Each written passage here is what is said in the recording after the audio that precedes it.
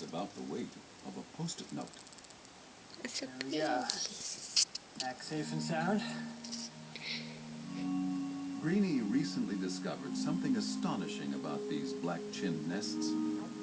It appears their locations are anything but random. We were just out to see what we could see and learn a little bit more about their nesting. And we noticed that this species of hummingbird often have all their nests clustered in one particular area. It turns out that right in the middle of each cluster of hummingbird nests is the nest of another kind of bird, a Cooper's hawk. Come on over here.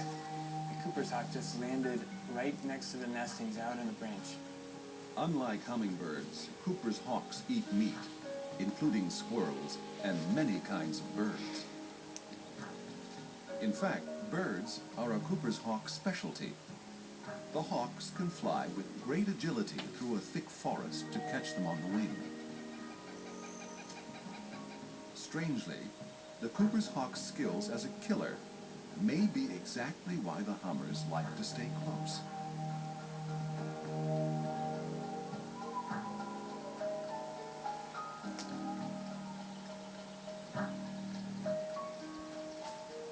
The hawk's favorite foods are all animals that prey on hummingbird nests.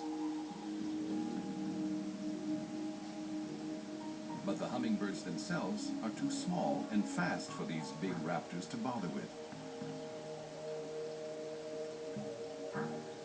Somehow, the black chins have figured out that hawks make good neighbors, and that survival strategy really pays off.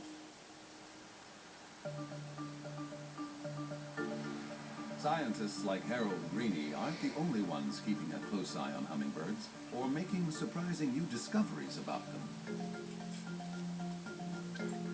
In Baton Rouge, Louisiana, a team of detectives is setting up a stakeout.